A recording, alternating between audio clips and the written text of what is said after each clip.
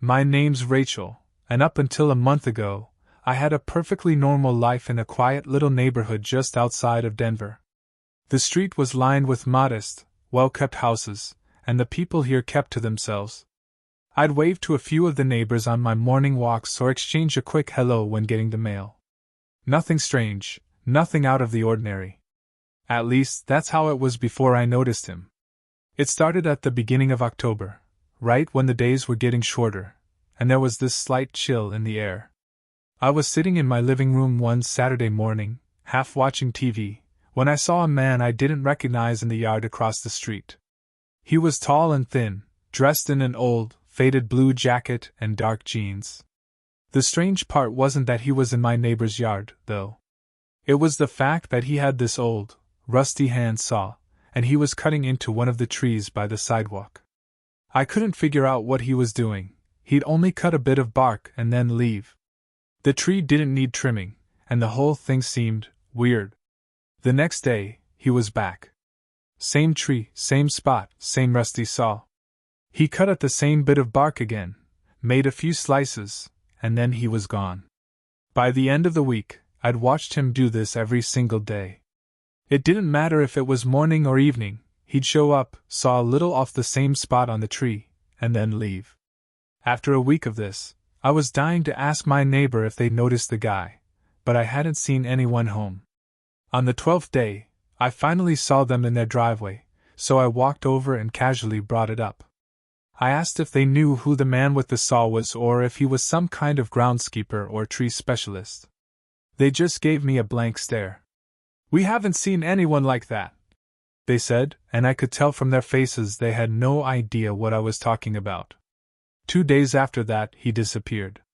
I didn't see him at all. For the first time in 2 weeks, things felt normal again. But then, on the 15th day, I saw him. He was back, standing in the same spot by the tree. Only this time, he wasn't cutting. He was just standing there, his eyes fixed right on my house. Or, more specifically, on the window where I was standing. I froze. He was looking straight at me, his eyes dark and unblinking. I tried to tell myself it was just a coincidence, that he couldn't actually see me through the window. But his stare was too focused, too deliberate. After what felt like an eternity, he turned and walked away, disappearing down the street. That night I couldn't sleep. Every creak of the house, every gust of wind felt like something lurking in the dark. I told myself I was just being paranoid, that it was silly to let this stranger get to me. But when night came again, I couldn't shake the feeling that something was wrong. The next evening, as I was finishing up dinner, I heard a knock on the door. I checked the clock, puzzled. It was late, almost 10 o'clock, and I hadn't been expecting anyone. My heart started racing. I thought of that man, his dark eyes, and the way he'd looked at me the last time I saw him. I walked slowly to the door, feeling every beat of my heart as I reached for the handle. I took a deep breath and pulled it open, bracing myself. But there was no one there. I closed the door, trying to laugh it off, but before I could turn around, I heard another knock. Only this time, it was softer, almost as if someone were testing how quietly they could do it. I held my breath, fear twisting my stomach into knots. I swung the door open again, faster this time, and there he was, the man with the saw. Only he wasn't holding it now. He was standing there, empty-handed, with that same eerie, dark look in his eyes. "Can I help you?" My voice came out shaky. He didn't answer. His eyes flicked around the doorway, taking in every detail, as if he were making sure of something. Then, without a word, he turned and bolted down my front steps, disappearing into the night. I slammed the door shut, my heart pounding so hard I thought it might burst. I locked every door and window in the house, checking them twice, and finally tried to calm down. But the eerie feeling stayed with me. I couldn't shake the image of his face, the way he looked right through me. The next morning, I told myself I had been overreacting. Maybe he was just lost, maybe it was all a misunderstanding. But when I looked out my front window, I noticed something that made my stomach drop. The tree he'd been sawing at across the street, it was gone. Only a jagged stump remained. That night, I barely slept, jumping at every sound. When I did finally drift off, it didn't last long. I woke up to the creak of floorboards, faint but unmistakable, coming from right outside my bedroom door. I sat up, every nerve on edge, and that's when I saw him standing in the doorway, holding his saw, with a twisted grin on his face. I don't remember much after that. The police said I must have fought him off, that I got lucky he didn't finish what he started. But they couldn't explain how he got in, and they never found him. All I know is that I survived, but I'll never forget his face, or that terrible grin as he stood there with his saw, just inches away from me.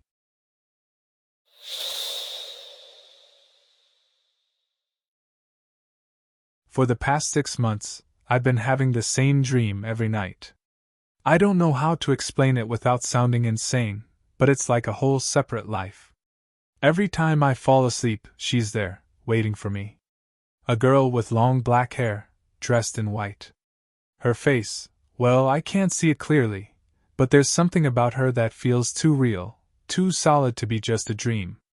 At first, it was kind of nice, having this companion. She'd show up, and we'd just hang out.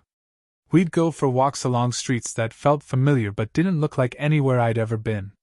Sometimes we'd sit and have lunch or talk, though I could never remember what we'd say. It felt like real time, like hours would pass before I woke up. And when I did, I could still feel her presence lingering, like she didn't want me to leave. But after a while, things started to change. I became obsessed, constantly thinking about her during the day, trying to piece together fragments of our conversations, details from our walks. It got so bad that my friends started noticing, asking if I was okay.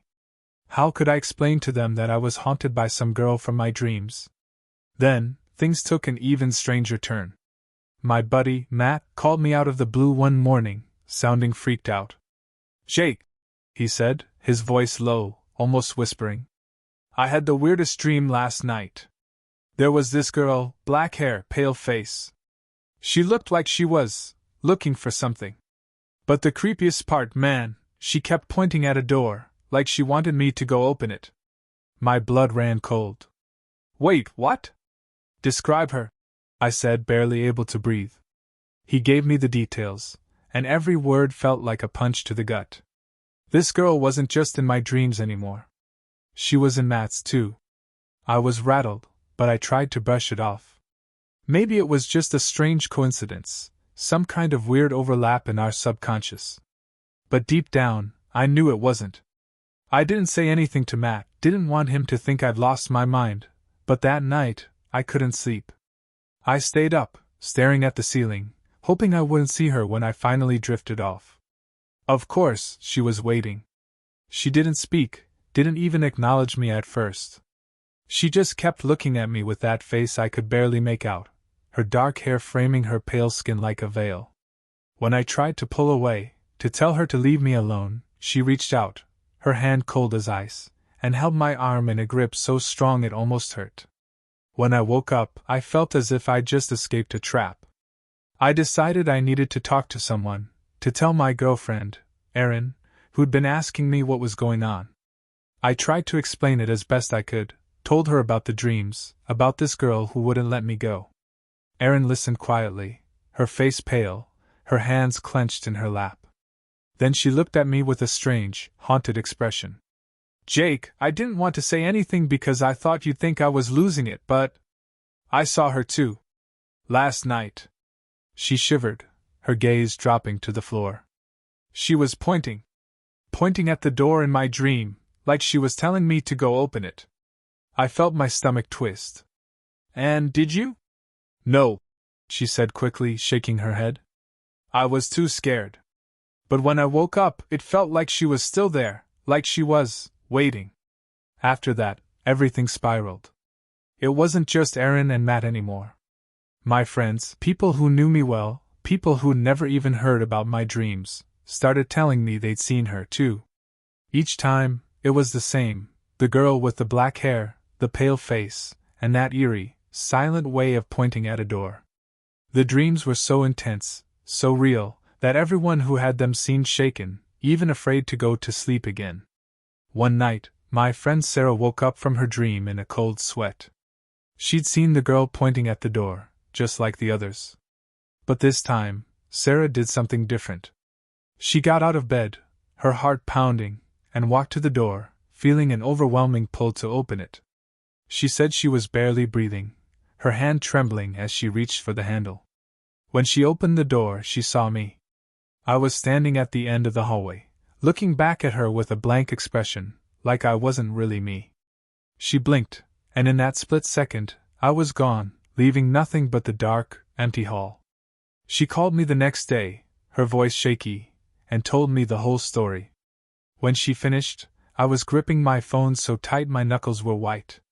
Hearing her recount that dream broke something in me. I was losing control, and the girl in white was reaching into my life, affecting the people I cared about. I couldn't eat, couldn't sleep without her appearing, her cold hand tugging at me, whispering things I couldn't quite hear. I went to a psychologist, desperate for answers, for any help. But even now, as I sit in therapy sessions trying to explain this, I still feel her. Every night, she's there, waiting, haunting my dreams, and I can't shake the feeling that she's not just a figment of my mind.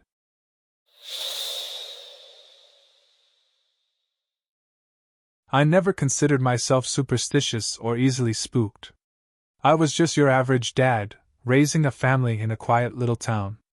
But last October, something happened with my son, Danny, that still makes my blood run cold.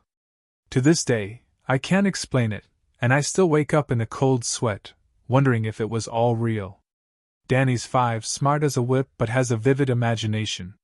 Like most kids his age, he'd sometimes say he saw monsters or shadows at night. We tried to keep it light, playing along and telling him how he could scare them off. But then, one night, things took a turn.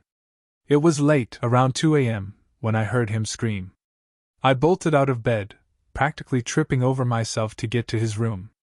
When I threw open the door, there he was, sitting up on his bed, clutching his blankets with his wide, terrified eyes locked on me.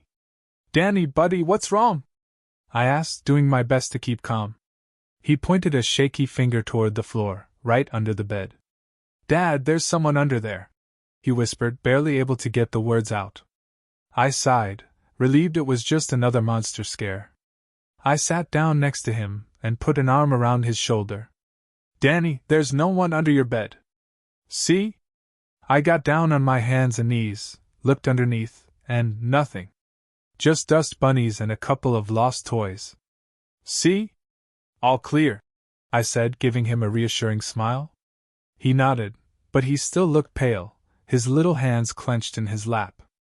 I figured it was just a bad dream, and after a little back and forth, he finally settled down enough to go back to sleep.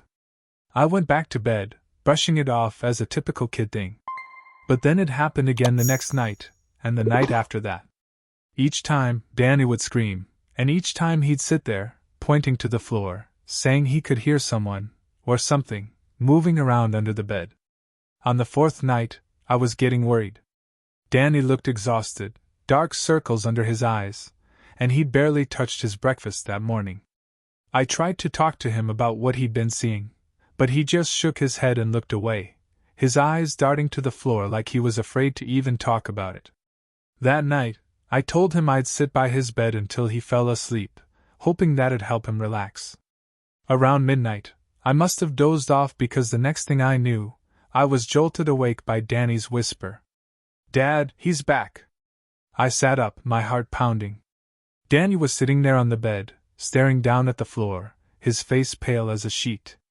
I felt a shiver crawl up my spine, but I forced myself to smile, trying to keep him calm. "All right, buddy," I said, swallowing hard. "Let's settle this once and for all." I leaned down, feeling foolish but wanting to reassure him that everything was fine. I lifted the edge of the bedspread and looked underneath. What I saw froze me to the core. Lying under the bed was Danny, my son. His face was pale, and his eyes were wide, looking straight at me, filled with terror. "Dad," he whispered, his voice shaking. "There's someone on my bed." I jerked back, my mind spinning, heart pounding out of my chest. I glanced back at the bed, where Danny was still sitting, staring down at me with that same unsettling look. I stumbled backward, not even sure what I was seeing, my body flooded with a cold dread. I couldn't tell what was real, which Danny was real, or if either of them were. It's been months since that night, and I can't explain what I saw. Danny still sleeps with his bedroom door open, and some nights, I hear him whispering, talking to someone, though he swears he's just talking to himself. But I can't shake the feeling that something, or someone, was under that bed. And I'll never look at my son's room the same way again.